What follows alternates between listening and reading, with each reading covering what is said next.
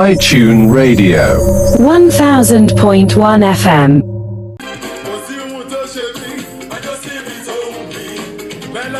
irọ́ ni kò tiẹ̀ sí nǹkan tí ó ṣe wá sẹ́. nítorí àwa ti rórí ọ̀fẹ́ gbà látọ̀dọ̀ Elédùmarè. ẹ dákun mọ́rò mi lẹ́jọ́ sí palaba. kábíyèsí rẹ ọba tó ṣàánú fún wa tó dá wa sí. síbò. tó wà ṣùṣù tó kà wá máwọn alàyè.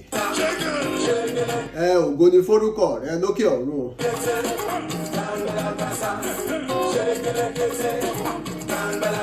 lórí wáyà yẹn ni mo gbà wọlé lórí ètò lẹ́nìí pẹ̀lú orin bàmí Jesse King.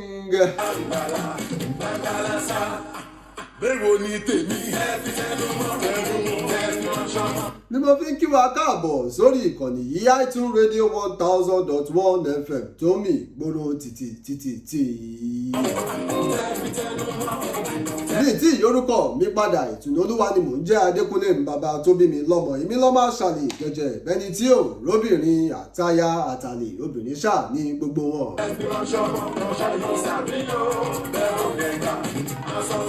èmi lọ́mọ ojúro gbé ọ̀gẹ̀dẹ̀ pagbo májò ọmọọṣẹ̀ bọ́rà ìlú màfọ̀n bó bá kìmí títí kìmí délé ìyá mi èmi lọ́mọ abẹ́rẹ́ mẹ́ta ìṣàgá ìkọ́kán ìkọ́tẹ̀ ìkan tó kù àfihàn gbaṣọ káàkiri gbogbo àgbáńlá ayé. bọ́bú mi kò dùn mí bọ́bú wa kò dùn wá ẹnu ọ̀nà tó rẹ mí ọmọ ọba Dubai. mo ní ṣàlàáfíà lẹ́wà gbogbo ará alẹ́ ń kọ́. adójú ọlọ́mọ kò kàn yín. adẹ̀kú palẹ̀mọ́ ọdún yìí yóò bá wa láyé láàyè àti láàyè rere. nítorí tó bá máa di bí ijọ́ méjì sí a máa ṣe kérésìmesì dé kérésìmesì dé. lágbára ọlọ́wọ́n máa pójú jọ ṣé ni. láṣẹ Elédùmarè àtúnrówó fi ṣe. ẹni bá ní ká má ṣe lójú òun a ó ṣe lẹ́yìn olúwa ẹ̀. láṣẹ Elédùmarè. ìpè kọ́ àdúrà àbí. mo níṣẹ́ ìgbàgbé pé nínú oṣù yìí à ń sọ̀rọ̀ nípa ìgbáradì fún ọdún 2024. a ti sọ̀rọ̀ lórí àwọn tó yẹ kó o súnmọ́, lórí àwọn tó yẹ kó o sá fún, lórí kíwọ náà tó bá fẹ́ sọ̀rọ̀ kó kàn rò dáadáa kó tó sọ. lẹ́nìí a ó máa tẹ̀ síwájú lórí ẹ̀.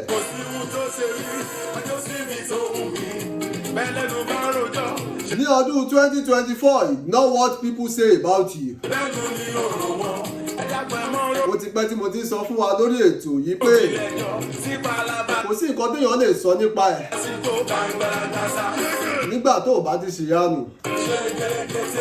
ò dẹ̀ ní kó bàjẹ́ fẹ́ nìkan. and àwọn people yìí kọ́ ló ń san bills yẹn.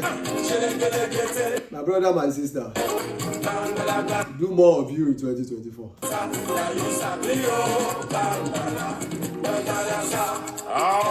ní ọdún 2024 don't listen to gossip. ẹ wá wojú pagogo. lágbájá sọ pé tàmẹ̀dó sọ pé. mi pariwo. wàláhì ó kàn máa ń banú èèyàn jẹ ni. ọ̀dọ̀mọ̀dọ̀dọ̀mọ̀nà lọ́mọ fi yan. ṣó mọ̀ pé ẹni tó wá ṣèké fún wọn yóò ṣèké tiwọn náà tó bá yá ni. lójoojúmọ́ bá mi ṣí mọ́. ṣèké ṣáàjòs. ẹgbẹ́ sábọ̀ ìmájọ kí máa kọ́nu lá. gbọ̀gbọ̀rọ̀ lọ́wọ́. eléyìí tí máa fi máa káàdì ẹ̀ lórí ètò lẹ́nìí. wọ́n yọ ọ̀pọ̀pọ̀. Yorùbá bọ̀ wọ́n ní nígbà mìíràn ire máa ń wà nínú ibi. Look for good in every situation. nínú gbogbo situation tó bá ti bá rẹ ní 2024 ìwọ wò dáadáa wà láì ire máa wà ń bẹ. má kàn káwọ́ lórí kó máa ronú. Take the positive out of any situation you find yourself in 2024. láṣẹ Elédùmarè rere tó wá nínú 2024 nìmi àti ẹ yóò rí. ibi tó wà bẹ́ẹ̀ yóò fò wá dá láṣẹ Elédùmarè. mo ní tó bá dijọ́ mẹ́jọ mo fẹ́ máa fún àwọn méjì ní ẹ̀bùn. àwọn méjì yìí ni the most active fans so far látìgbà tá ti padà sórí afẹ́fẹ́. ọjà ti dámọ̀ nìyẹn ẹrù jẹ. mi ò dédé mú àwọn méjì yìí ẹ̀ṣẹ̀ ọmọ tó dámọ̀. nítorí pé gbogbo ẹ̀yin fans mi náà lè ṣe pàtàkì sí mi. ọjà ti dámọ̀ nìyẹn ẹrù jẹ. àmọ́ kí ló dé tó ń jẹ́ pé àwọn méjì yìí ni mo mú. ẹ̀ṣẹ̀ ọmọ tó dámọ̀. ọjà ti àwọn méjì yìí gangan tó yẹ pé nǹkan tí bá ti sọ pàtó lórí ètò dámọ̀ nìyẹn ẹrù òun náà máa ń kọ́mẹ̀ǹtì lé lórí. jẹ. ẹ̀ṣẹ̀ ọmọ tó dámọ̀. wọ́n jẹ́ kí n mọ̀ pé àwọn wo ètò yẹn láti ìbẹ̀rẹ̀ títí dópin ni. gbogbo yín náà lẹ́kúkú wò ó láti ìbẹ̀rẹ̀ dópin. àmọ́ nǹkan tó jẹ́ káwọn stand out nìyẹn. eléyìí láwọn máa fi ṣèlọ lórí ètò lẹ́nìí. ìtùnúolúwa ni mò ń jẹ́ Adékúnlé bàbá tó bí mi lọ́mọ. mo ní ẹjẹ́ máa ṣe dáadáa ká máa já rìsíìtì rẹ̀ pamọ́ nítorí èyí kọ́ nítorí ọ̀la ni. lásìkò ọdún yìí bó bá wá ń mutí má wọkọ̀ bó bá ń wọkọ̀ má ṣe mutí. àníṣọdún yìí nínú ìbànújẹ́ láṣẹ Elédùmarè. ire o.